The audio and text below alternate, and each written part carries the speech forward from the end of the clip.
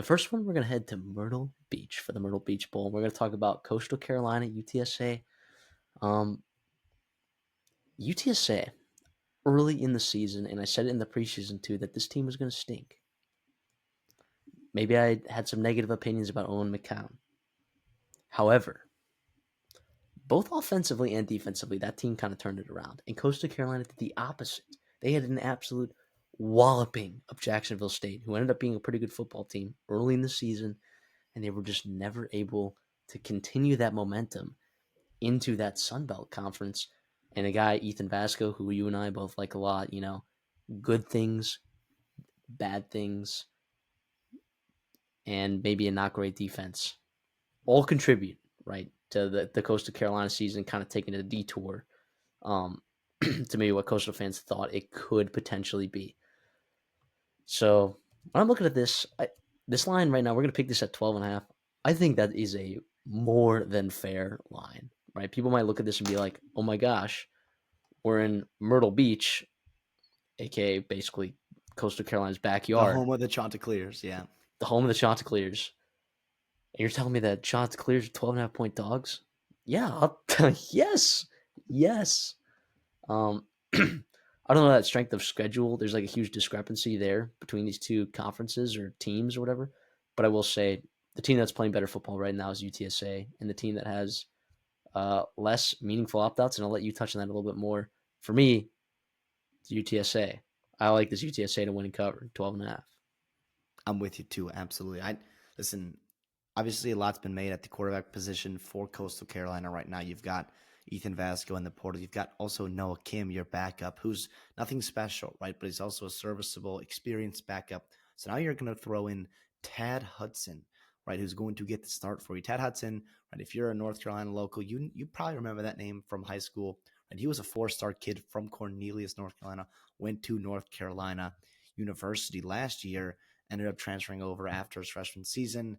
And now he's your backup. He's a big kid. He's got a live arm. Obviously, the talent is there to be made a 4-star. He was a basketball, he was a baseball kid as well. Solid athlete, not elite athlete, but solid athlete, right? Obviously, I think you get a little bit more oomph in with the legs with a guy like Vasco, but he's a guy that'll be very interesting to see what they have going forward because they got some options in the portal, maybe with some guys there's still a pretty deep, I think, quarterback class in the portal that Coastal can go out and get somebody. See what you have in Tad Hudson, right? See what he can do in his first start. But I think some of your other opt-outs are going to be pretty important, right? Pretty dooming, right? Matthew McDoom is their cornerback there. He's heading, I believe, to Cincinnati to the Big 12 there. He's a damn good player there in the defensive backfield. Cleve Lubin, right? Another edge rusher off the edge. Very, very good. Very twitched up. You had a lot of people in the portal really getting after him. You had Washington, the running back, right? A lot of guys kind of going out there. You're going to have to run the ball well, I think. And here's the problem. UTSA, say what you want about their defense. Statistically, they've been pretty good against the run. They're 16th nationally against the run. And if you got a guy, a new quarterback you're breaking in, maybe not the crazy legs you had, more of the dynamic rusher with Vasco, it could be tough to find those stingy running lanes against this UTSA team, especially if Jamori Robinson is playing. Jamori Robinson, if you don't know, is UTSA's best player in the American Conference. He is a monster, 10.5 sacks, 43 tackles. He's very, very good in that front seven for you. He did get banged up in the Army game at the end of November there. It's been a couple weeks. It sounds like he's going to play, but it'll be interesting to see how healthy he really is, though. If he's playing and looks good here, I do find a hard time for Coastal Carolina to move the football, even in basically a home game here for them.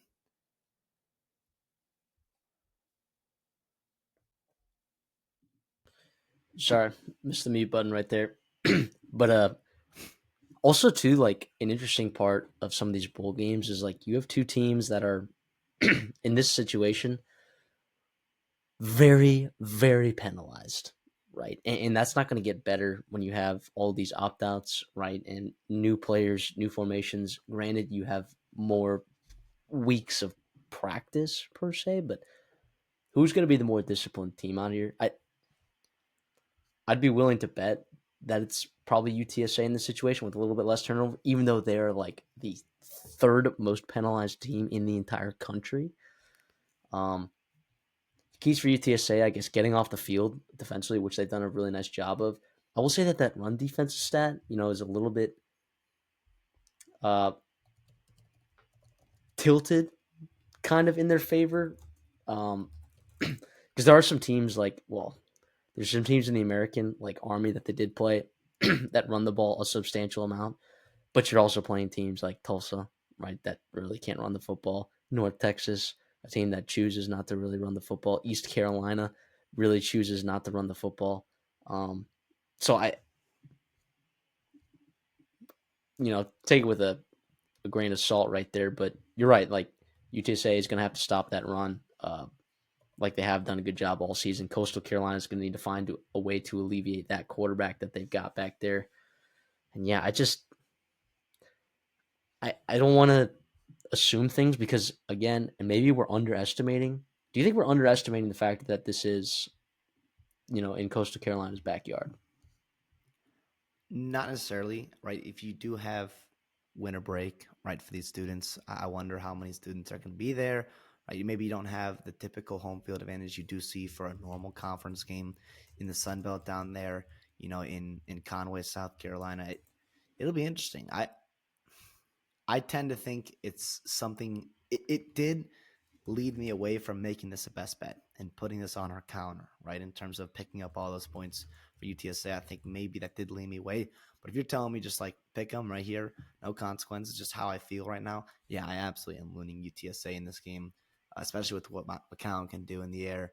And also a guy like Za Frazier, man, that cornerback for him, 6'3", 6 interceptions, difference maker back there for him, especially trying to break in a new quarterback for Coastal. Yeah. Plus, also Jeff Traylor did say, and we'll see how this works and continues to play out right throughout college football, in which how head coaches do use and deal with players in the portal.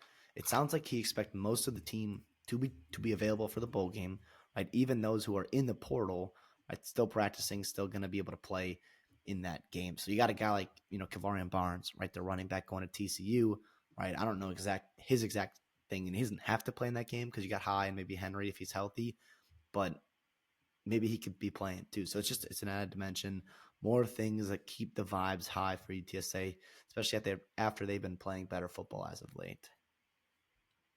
Yeah. Also, I guess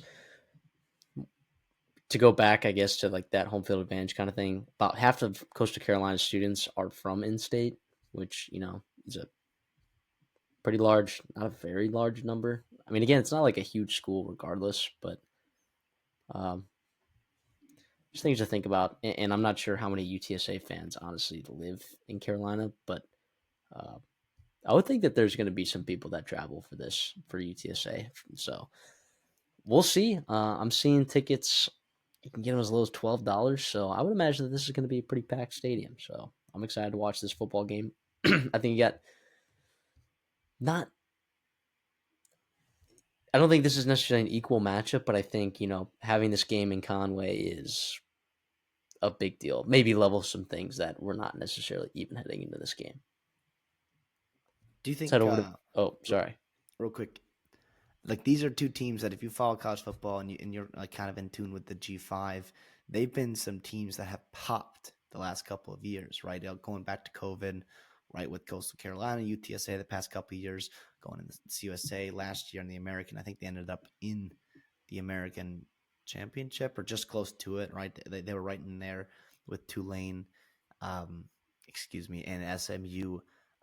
Not that this is a disappointing season for them. I think maybe it probably is for both these teams and these programs.